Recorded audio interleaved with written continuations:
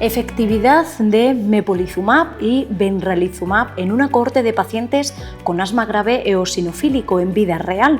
Este es el título del trabajo que ha sido catalogado por la revista Open Respiratory Archives de la Sociedad Española de Neumología y Cirugía Torácica, SEPAR, como el mejor artículo científico de España. Un estudio que ha visto la luz gracias al esfuerzo de 3 profesionales, los neumólogos Víctor Romero y María José Espinosa de los Monteros y la farmacéutica hospitalaria Cristina Blázquez. Para explicar cómo surge esta idea, cómo se ha dado este trabajo conjunto dentro de cada servicio y lo que ha significado para estos especialistas el haber sido premiados por la alta calidad del trabajo, Redacción Médica entrevista a 2 de sus 3 autores.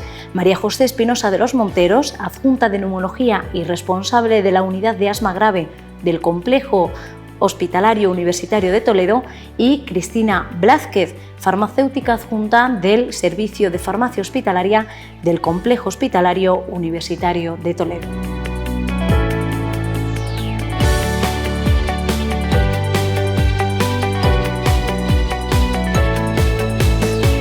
Bienvenidas a ambas en este encuentro aquí en Redacción Médica. Su trabajo sobre asma grave ha sido catalogado como el mejor artículo científico del país. ¿Cómo lo hacen 2 neumólogos y una farmacéutica hospitalaria para obtener este excelente resultado? Bueno, yo creo que con trabajo, no hay otra fórmula. Trabajo y dedicación, ilusión y trabajo en equipo, sobre todo. Y esa es la clave del avance en la unidad de asma grave. Yo creo que es un equipo multidisciplinario lo que tenemos, no solamente con farmacias, sino con otorrinos, con alergólogos, con gente que tiene esas ganas de hacer proyectos y está ilusionada. Y sobre todo, como digo, muchísimo esfuerzo.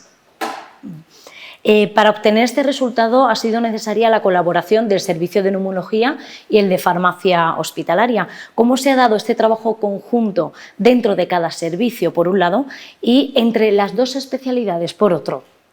Siempre hay una comunicación, porque en un paciente asmático tiene que existir una asistencia multidisciplinaria, no solamente por parte de neumología, sino la parte de alergia que toca, la parte de otorrino, porque estos pacientes padecen muchas veces poliposis nasal, rinitis, hipertrofia de cornetes, todo. La vía aérea es una vía aérea única y, por supuesto, como no, farmacia. El máximo exponente un poco de este artículo es la colaboración con ellos, porque son ellos quienes dispensan este tipo de fármacos, que son fármacos de uso hospitalario, en donde el paciente debe recoger ese fármaco no en la farmacia fuera de la calle, sino en la farmacia del hospital. Y entonces la farmacéutica o el farmacéutico tiene un papel predominante a la hora de saber dispensar este fármaco, explicar al paciente cómo se autoadministra y ver la adherencia de este fármaco. Esa colaboración conjunta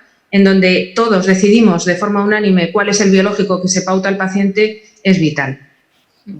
No sé si Cristina quiere añadir algo al respecto. Poder formar ese equipo multidisciplinar con farmacia, neumólogos, alergólogos, otorrinos y todo, pues eso, en aras de mejorar la atención al paciente.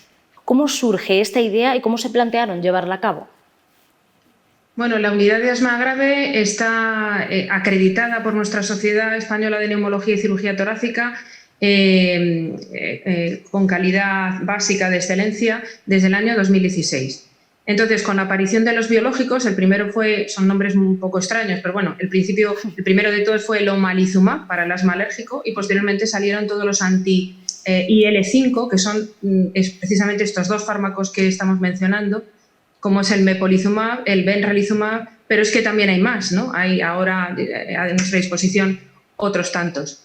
Pero la idea surgió en que son fármacos extremadamente caros porque se tienen que elaborar en un laboratorio a través de organismos vivos, con células eucariotas, entonces el proceso de elaboración es sumamente costoso.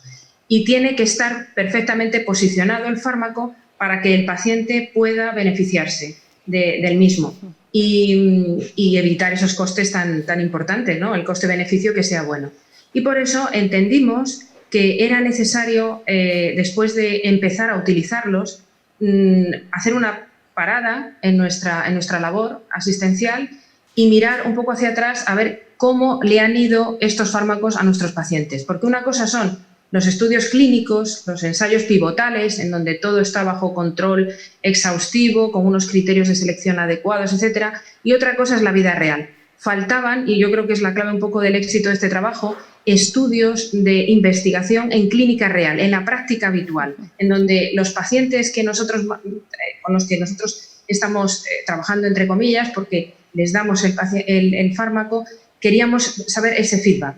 Y nuestra sorpresa, que luego hablaremos de esto, es que la realidad supera la ficción, es decir, que el beneficio que supone la administración de estos fármacos a nuestros pacientes en la clínica es de mayor cuantía que el que nos relataban los estudios pivotales. Entonces, primero, era un estudio muy necesario porque no existía en la clínica habitual, y segundo, los resultados han sido tan valiosos que bueno, pues nos ha sido un acicate para que sigamos trabajando al respecto y le demos a nuestros pacientes pues estos fármacos con mucha más seguridad y tranquilidad. Y en ese mismo sentido, a la hora de elaborar el estudio, ¿cuáles han sido las mayores dificultades que se han encontrado?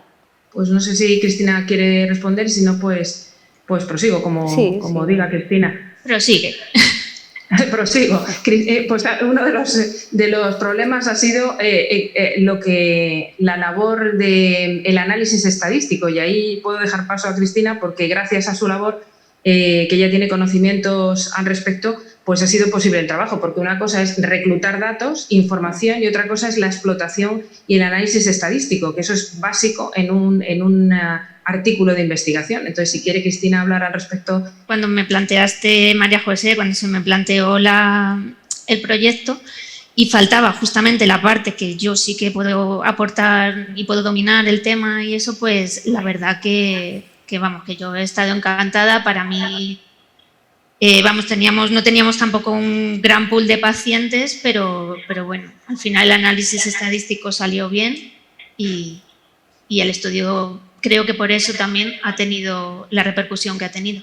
¿Qué destacarían de los resultados obtenidos y qué les ha sorprendido? No sé si les ha sorprendido algún hallazgo. Teníamos la idea de que estos pacientes iban a beneficiarse de estos fármacos porque se había visto, como antes dije, en los estudios y en los ensayos clínicos, que cuando nosotros dábamos al paciente grave, porque es un paciente muy determinado, no es todo tipo de paciente asmático, es un paciente en un escalón 5, según Guía Nacional de Enfermedad, es decir, aquellos que tienen una dosis alta de corticoide inhalado, con un broncodilatador de larga duración y algún otro fármaco controlador, y que a pesar de eso, a pesar de su correcta cumplimentación y adherencia, el paciente no va bien. ¿No va bien por qué? Pues porque va a urgencias, porque ingresa, porque tiene ciclos de corticoides. En esos casos es cuando nosotros valoramos qué tipo de paciente tenemos delante. Y si el paciente que tenemos delante tiene un nivel, por eso los anti-L5, ¿no?, que es este grupo de pacientes, tienen un nivel de eosinófilos, que es la célula dañina, altos, podrían ellos ser subsidiarios de la aplicación de estos fármacos. Entonces, ya teníamos atrás el bagaje, como antes mencioné, de estos ensayos clínicos que permitían que nuestros pacientes tuvieran menos visitas a urgencias, menos ingresos, necesitasen menos de corticoides y, sobre todo, tuvieran una vida normal, con una calidad de vida buena y con un control de enfermedad adecuado. Y esto, como antes dije, no solamente se ha comprobado en nuestro estudio a nivel clínico, a nivel de la vida real, sino que los datos han sido superiores a los que nos decían los ensayos clínicos. De manera que se evidenció que disminuían un 66% las visitas a urgencias, un 70% el número de ingresos, que disminuían el 52% los ciclos de corticoides que eran necesarios cuando el paciente entraba en crisis, y que, sobre todo, nuestros pacientes tenían una vida que era como un antes y un después. Es decir, ellos notaban que había habido un cambio radical en su vida, de manera que de estar absolutamente limitados en su vida diaria, apenas podían hacer sus actividades normales o jugar con sus nietos o salir a su trabajo habitual de forma adecuada, con fatiga, pues ellos encontraron que eran como otro mundo, como otra persona, de manera que podían hacer su vida normal sin limitación y su asma estaba bajo control. Y eso es el mayor agradecimiento que tenemos, ¿no?, para comprobar que eso es así, para después seguir aplicándolo en la práctica clínica. ¿Y qué aplicación clínica, ¿no? Lo comentaba, puede tener el estudio a corto y medio plazo?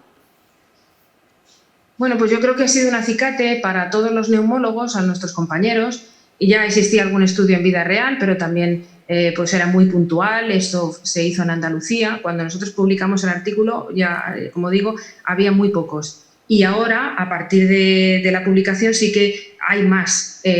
Todo esto que nos avala, pues nos avala una fortaleza para aplicar, como dije antes, con seguridad, con confianza estos fármacos, porque son fármacos seguros y además eficaces, sobre todo la eficacia, ¿no? Entonces, a pesar del coste, y eso los farmacéuticos, que a lo mejor Cristina nos puede dar un apunte al respecto, lo miran mucho, porque claro, el coste de la medicación es muy importante, pero claro, luego hay que ver qué se ahorra, o qué nos ahorramos todos en relación a que un paciente ingrese o que un paciente vaya a urgencias o que un paciente tenga necesidad de corticoides. Y no solamente el ahorro económico, sino el beneficio que supone, porque el corticoide, que antes era la piedra angular en este tipo de pacientes asmáticos que estaban, entre comillas, desahuciados porque no sabíamos qué hacer con ellos, eran los corticoides orales. Tomaban pastillas de corticoides, Sulbacson, prednisona, etc.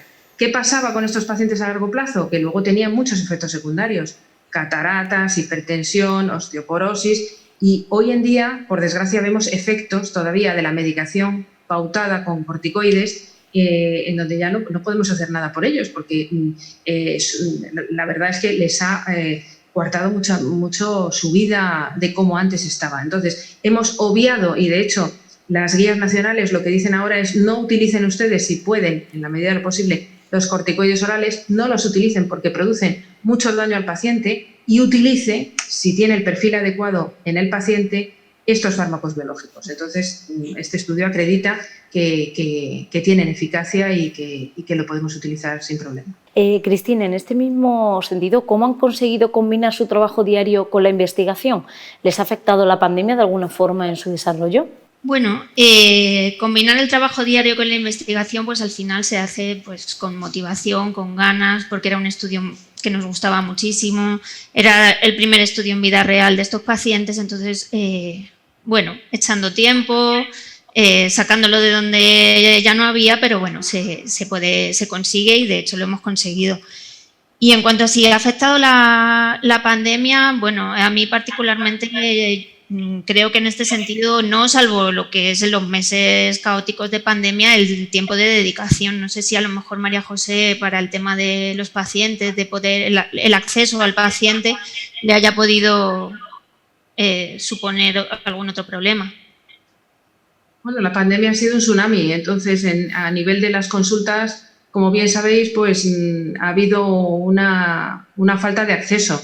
Y eso en un paciente asmático que está con biológicos es crucial, porque claro, tú tienes que ver cómo evoluciona el paciente, si ha habido algún problema, algún efecto secundario. Entonces, lo que nosotros en neumología hemos hecho, yo por lo menos, es, aparte de nuestras consultas, que muchas eran telefónicas, llamar a los pacientes, estar en contacto con ellos, aunque fueran videollamadas o contactos telefónicos, para ver cómo estaban y sobre todo que no perdiesen la adherencia. Y farmacia también, ¿verdad, Cristina? Ha hecho una labor de también esa búsqueda proactiva para ver qué pasaba, incluso envío a domicilio, que yo creo, ¿no? Eso ha sido un punto fuerte de la farmacia, el envío a domicilio durante la pandemia, precisamente. Bueno, y durante la pandemia y se mantiene a día de hoy. O sea, ya hemos conseguido en ciertas patologías muy crónicas, etcétera, poder mantener ese servicio.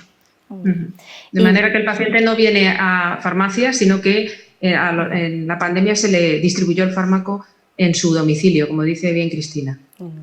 ¿Y piensan que en España se aborda de forma correcta el asma grave? ¿Tienen las suficientes herramientas los profesionales? A ver, yo desde el punto de vista farmacéutico, el asma grave eosinofílica es una patología relativamente nueva. Los primeros fármacos que salieron, como bien ha dicho María José, se administraban de forma intravenosa, el paciente tenía que venir al hospital de día a ponérselo. Entonces, bueno, con la aparición de los nuevos biológicos, que ya la administración es subcutánea, aunque las primeras dosis se ponen en un hospital de día, sí que luego el paciente se permite que el paciente se lo ponga en su casa y desde la farmacia y desde el servicio de neumología, el médico, hacer un seguimiento del paciente. Entonces, bueno, para poder llegar a todo esto sí que creo que es necesario, pues lo que hemos hablado antes, que haya un equipo multidisciplinar, que esté integrado por neumólogos, alergólogos, otorrinos, farmacéuticos, y siempre que el paciente esté en el centro, ¿vale? Sea el eje y que todo gire en torno a ese paciente para mejorar su calidad. Entonces, bueno, es verdad que cada vez, en cuanto a lo de si hay suficientes herramientas, creo que cada vez hay más escalas, cada vez hay más guías, cada vez hay más recursos que hacen que esta patología cada vez esté mejor tratada. Yo reivindico, permitidme, también más recursos hospitalarios, porque nos faltan, muchas veces se estropea el aparato no va y tenemos que esperar a... O sea, a mí me gustaría que fuera todo más ágil, ¿no? Que fuera más ágil y que dispusiéramos de equipos. Por ejemplo, en los CDTs donde yo trabajo en Illescas también, aparte de la unidad de asma grave, soy responsable de ella aquí en Toledo, en el universitario, pero también trabajo en los pueblos, en Illescas, en Ocaña, y allí es que hay un déficit no tenemos el feno, que es un aparato que sirve para valorar el grado de inflamación, incluso bronquial, y puede ser diagnóstico y puede hacer que hagamos un seguimiento de un paciente con biológico. En el último, por ejemplo, que ha salido, el dupilumab, pues hacemos ese seguimiento con el feno. Entonces, allí no existe.